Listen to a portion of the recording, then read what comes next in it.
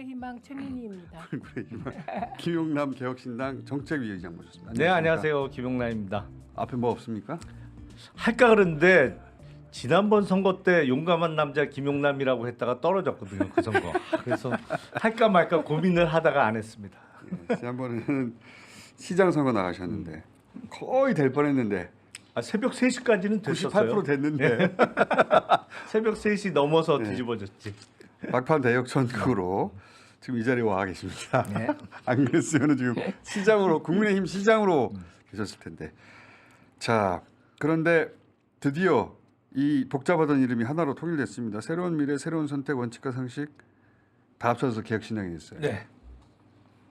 이거 왜 갑자기 다 합친 겁니까? 합쳐지기 쉽지 않을 것이라고 했는데. 아니 통합 논의는 물밑에서 계속 해 왔고요. 그리고 그 제3지대는 양당의 폐해, 그러니까 패권주의나 아니면 룰을 깨고 사실상 그 변칙적인 위성정당을 만드는 거 뭐 이런 거를 비판을 하면서 그 비판하는 사람들끼리도 뭉치지 못하면 표를 달라고 할 근거가 없잖아요. 그러니까 우리끼리는 뭉쳐야 된다는 필요성이 있었고, 그래서 3일 연속 협상을 해갖고 결국에는 추석 연휴 시작하는 지난 금요일 날 합당 선언을 했습니다. 근데 그게 이제 아주 공식적인 것이고. 예. 그러니까 이게 명분과 실리가 있으면 옥새 챙기셨잖아요. 개혁신당이 이름 챙기셨잖아요.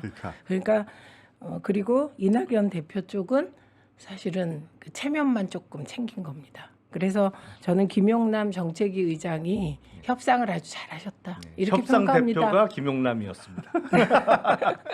개혁신당의 이제 지지층으로부터는 아니 잔뜩 민주당 현역 의원들만 받아들이고 뭐냐 이런 얘기 그러면서 탈당 선언도 꽤 있다고 하던데.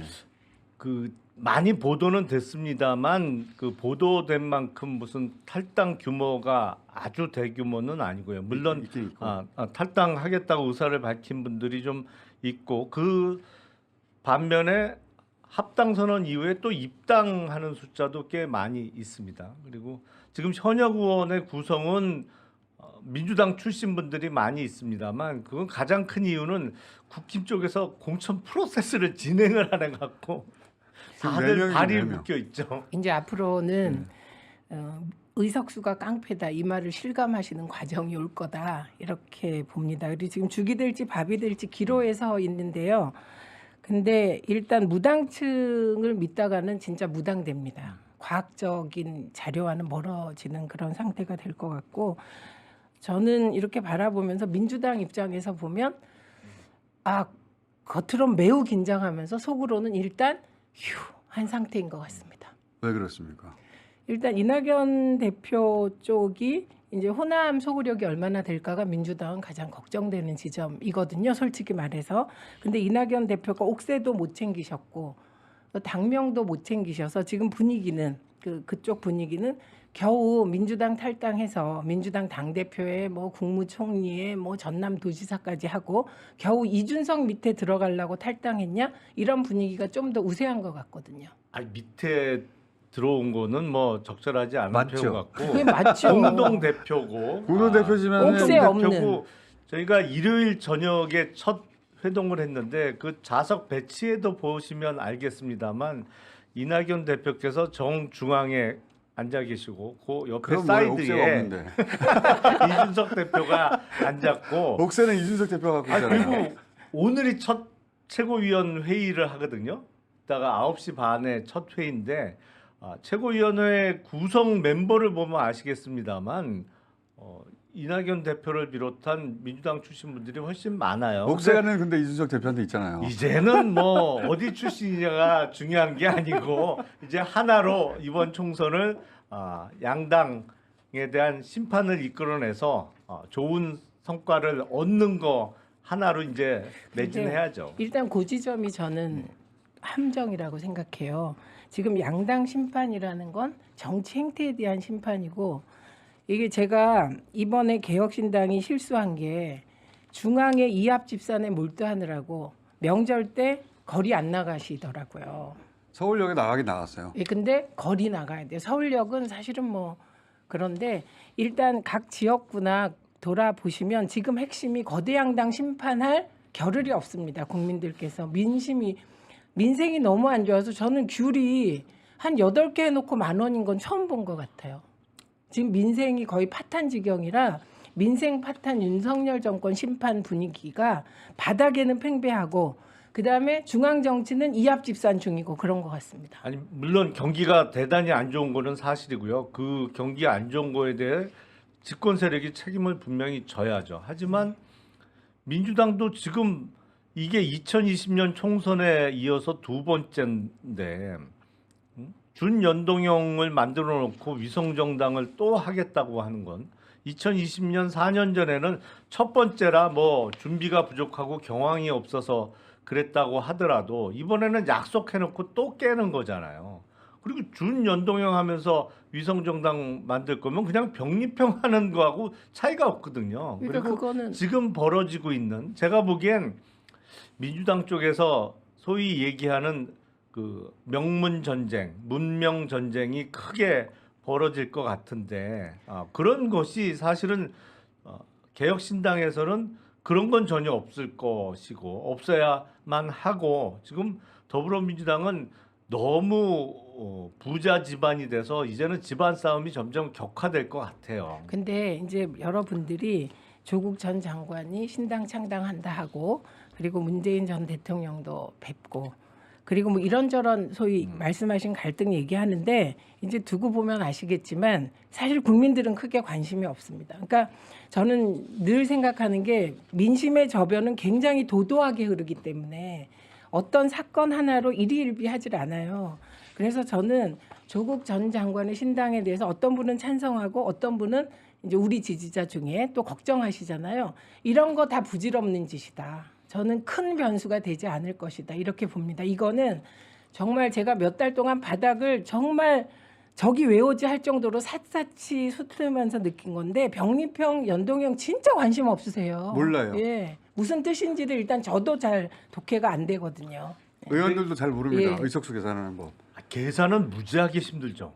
그러니까 그걸 잘못 만들어 놓은 제도예요. 그렇게 정치를 하는 사람도 당장 계산할 수 없는 제도를 만들어 놓은 건 그거 자체가 잘못된 것이고 물론 그거와 관련해서 지금은 관심도가 떨어지더라도 소위 위성정당의 의원 꿔주기를 시작하면 이제 잘못된 것이구나 저게 그런 인식은 퍼져나갈 것이고 개혁신당도 당연히 야당입니다. 그리고 지금 윤석열 정부의 잘못된 행태에 대해서는 다른 야당과 힘을 합쳐서 아니면 가장 선두에 서서 비판을 할 것이고 또 그거에 대해서 총선 이후에 새로운 해법도 저희가 제시를 할 것입니다만 문제는 그런 과정에서 지금 더불어민주당이 보여주고 있는 행태에 대해서도 동의 못 하시는 분들이 많이 있을 거고 개혁신당이 그에 대한 대안으로 확실한 또 차기 수권 정당으로서의 모습을 충분히 보여드릴 수 있다 이렇게 생각이 됩니다. 의원 꺼주기 시작되겠죠. 네, 물론 비례정당에. 이삭죽기 시작하실 거잖아요. 그러니까 결국은 피장파장 될 거다. 그러니까 이렇게 거기는 봐요. 의원 꺼주기, 여기는 이삭죽기. 이삭죽기. 근데 그 그거하고 이삭이 그거는 비교가 안 되죠. 그런데 중요한 건 네. 국민들이 과연 일을 잘 만들기 위해서 저 꼼수인 거 인정해요. 저는 양당 다 민주당은 그러나 연동형이 취지는 살린다 이렇게 이제 말씀을 드리는데 국민들이 뭔가를 이루기 위해서 의원들이 나가는 것과 그 다음에 양당에서 공천에서 탈락하거나 예를 들면 경선에서 탈락해도 출마 안 하면 이적할 수 있거든요. 그런 분들이 나가는 것을 어떤 걸 더 문제라고 보실까? 그래서 피장파장이다. 글쎄요. 이렇게 지금 지금 민주당- 피장파장으로 놓고 볼 수 없을 것 같은데. 민주당 내분과 합당한 것도 의석수가 필요해서 그런 거 아닙니까? 일단 선거를 치르려면은 그러니까요. 의석수가 있어야죠. 그래야 앞번호도 받을 수 그러니까 있고. 3번 받으려고 하는 거잖아요. 3번은 기본적으로 받고 가야죠. 그러면은 3명이 더 필요한데 현역이 최소한. 그건 이제 국민의힘에서 충분히 오죠. 내려오세요. 충분히 너무 오죠. 근데 다만 지금 국민의힘이 공천 과정 자체를 아주 늦춰놨기 때문에. 국민의힘 3명 네. 후보군이 있는 거죠 지금. 그렇죠? 그럼요. 근데 지금 얘기도 되고 있는 거죠. 제가 보면 이렇게 공천을 늦게 하는 총선은 처음인 것 같아요. 매번 총선 때마다 뭐 늦는다 했지만 이렇게 늦는 경우는 처음인 것 같아요. 이번에는 특검법도 걸려서 그런 거 아닙니까? 정말. 여러 가지가 있는 것 같아요. 아니 그리고 네. 개혁신당이 거꾸로 입장이라도 늦게 하실 거예요. 그래서 저는 이런 거 그냥 솔직하게 이삭죽 기술을 최소화한다. 이게 국힘 전략이겠죠. 아 이삭이 아니고 왕 왕관입니까? 알갱이. 왕 알갱이. 왕 그러면 알갱이들이 이준석 올 겁니다. 대표는 지역구 출마합니까? 뭐 여러 차례 본인이 공언을 어디로 했죠. 갑니까? 지금 영남 아니면 수도권인데요. 그거를 일찍 밝힐 수는 없는 게 왜냐하면 개혁신당이라는 제3당 입장에서는 아무래도 약자잖아요. 약자고 대표적인 인물 중에 하나인 당 대표가 어딜 출마한다 그러면 그게 영남이든 수도권이든 그 지역만이라도 국힘이 정신 차려서 이른바 진정한 자객 공천을 할 것이거든요. 어쨌든 선거 환경을 일부러 어렵게 만들 필요는 없기 때문에 좀 발표 시기는 많이 늦춰질 겁니다. 그러면 같은 이유에서 이낙연 공동대표도 지역구 출마하라고 하겠네요. 요구하겠네 당에서. 이미 뭐 출마한다면 광주에서 출마하겠다 이렇게 공언을 하셨죠. 광주에 출마하면 이낙연 공동대표가 당선 가능성이 있습니까? 없다고 봅니다. 근데 지금은 여론조사상 뭐 그렇게 잡히는지 모르겠습니다만 사실은 광주를 비롯한 호남 민심은 제가 알기로는 대단히 전략적이에요. 대단히 전략적인 개혁 투표를 하시기 때문에 개혁신당을 지지할까요 광주에서? 아니 제가 보기엔 기준은 그런 걸 거예요. 이재명 대표가 차기 대선에서 가능성이 있느냐 아니면 차기 대선에서 여러 가지 사법 리스크나 지금까지 드러난 흠 아니면 이번 총선에서의 공천 과정에서 보여주는 모습으로 차기 대권이 어려울 것 같다라고 판단하는 순간 어느 지역보다도 빨리 민심이 그러면 이번에 경고장을 보내자라고 돌아갈 수 있는 곳이 광주, 호남이기 때문에 저는 투표 결과는 지금으로 예단하기는 어렵다 이렇게 생각합니다. 그러니까 그 예단하기 어렵다는 데는 동의.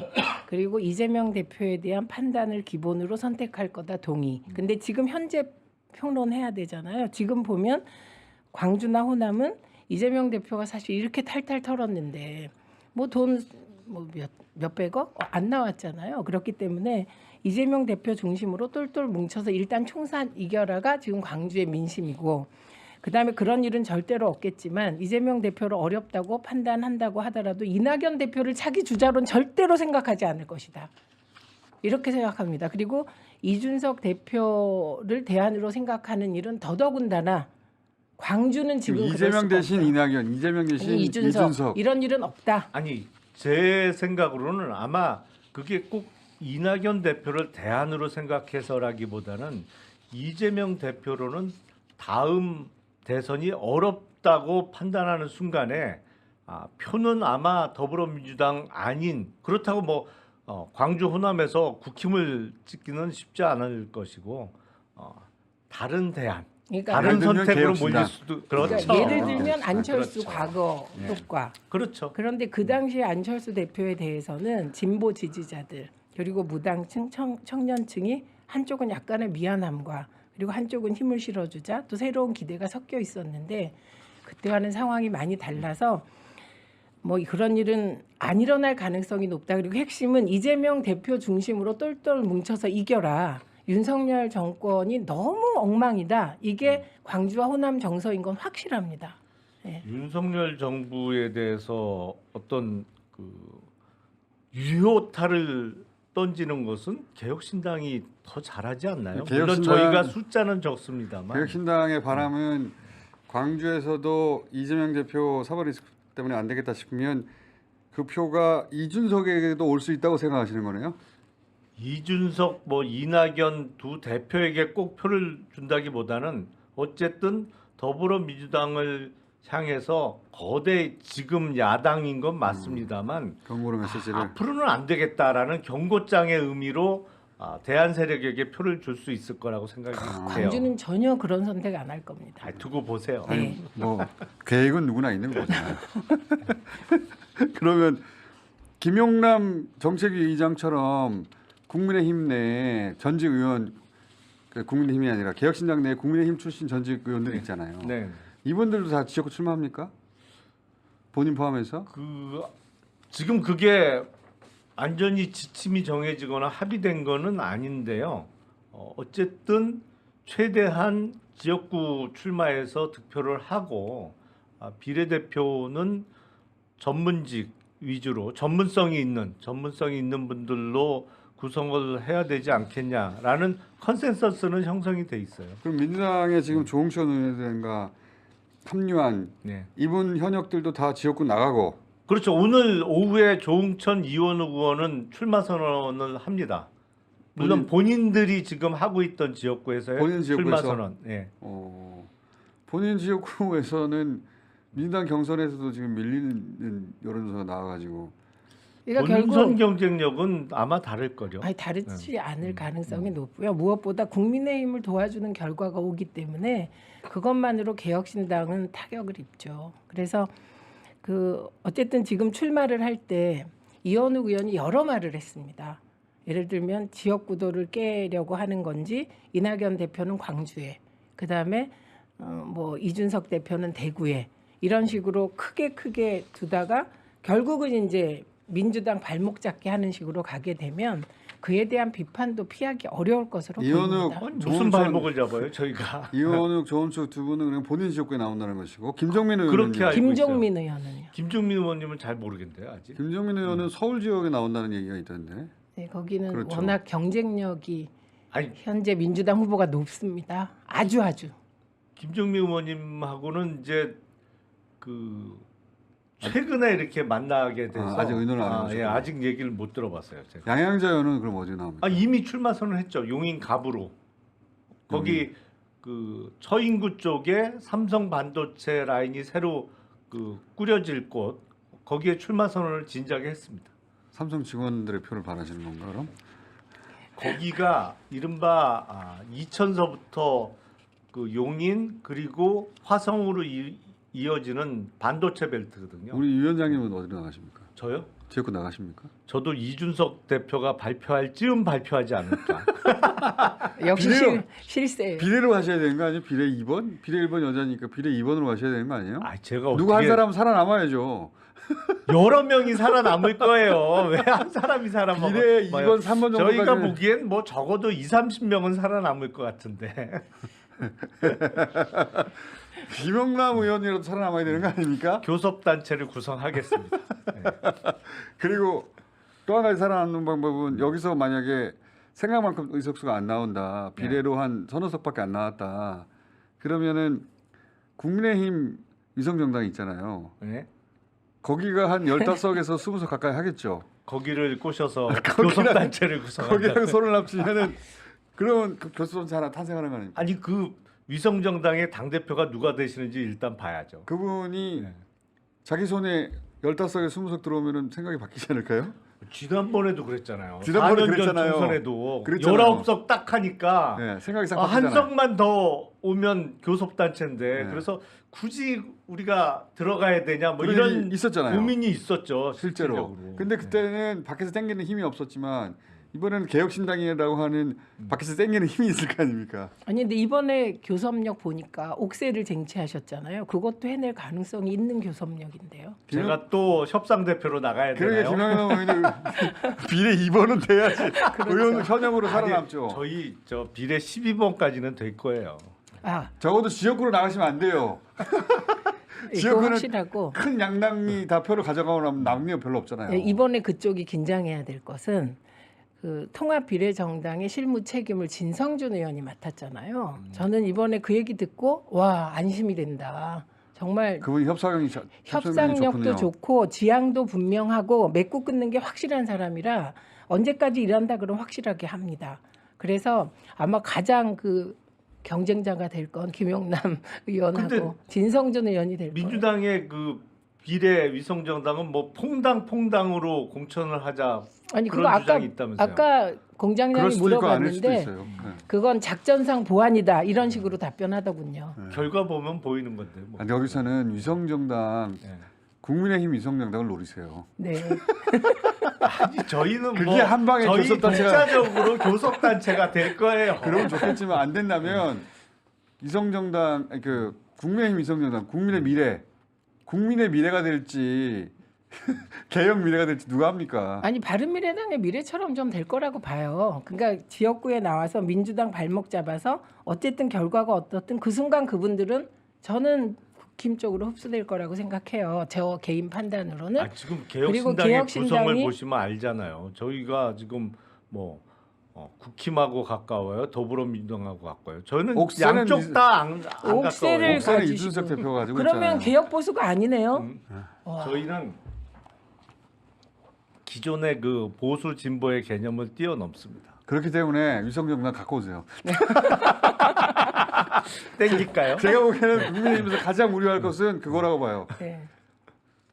진짜로 그런 일이 벌어지지 말란 법이 없어요. 4년 전에 그럴 뻔했는데 그래서 아마 제일 믿을 만한 사람을 국힘 위성정당의 근데요, 몰라요. 믿는 대표로 도끼에 보내겠죠. 아니요, 믿는 도끼에 발등 그러니까. 찍힙니다. 하긴 뭐 인간사가 그래요. 그러니까 아니 교섭단체 당 대표 된다는데 그거 어마어마하죠. 어마어마한 사실 거죠. 아시는 분들은 다 네. 아십니다만 네. 교섭단체 당 대표는 글쎄요. 어마어마한 뭐, 거죠. 그렇죠. 금배지 19 내지 20개의 수장입니다. 그거는 대한민국의 3분의 1을 차지하는 거라 그거 큰 유혹이 됩니다. 잘해보세요.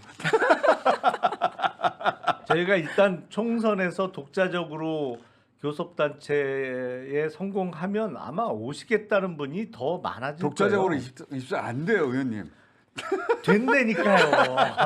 돼요, 돼. 그거는 쉽지 않은데 그 다음에 그쪽과 합쳐서 20세 되는 거는 한 방에 되죠. 아니 그 민주당의 비례 위성정당에서도 또 이렇게 그게 총선 끝나면 또 각자 갈 길 가는 거잖아요. 거기는 각자 갈 길 갈 텐데 거기는 각자 갈 곳이 한 군데밖에 없잖아요. 국민의힘으로 돌아가느냐 마느냐. 안 돌아갈 수도 있다는 옵션이 있다는 걸 확인하는 순간 어떻게 될지 모르지. 그래서 50석 만들어 볼게요. 만약에 그걸 성공시키면 그다음 50석 되는 것도 일도 아니죠. 그렇죠. 네. 그다음부터는 뭐 검찰당 있기 싫어 그러고 나오는 사람이 있을 수 있죠. 그럼요. 네. 그리고 그 총선 결과를 봐서 예를 들어서 국민의힘이 수도권에서 특히 서울에서 폭삭 망한다. 그러면 아주 소수지만 당선된 분들이 달리 생각할 수가 있거든요. 이거 그러니까 안 교섭 되겠다. 단체가 생기기만 하면 글로 간다니까요. 그럼요. 예. 일단 거기까지 가세요. 자 오늘은 쫙쫙 당겨 볼게요. 오늘 여기까지 하고 그 계획도 계속 구상해 보시는 것으로 자 다음 주에도 뵙겠습니다. 감사합니다. 네, 고맙습니다.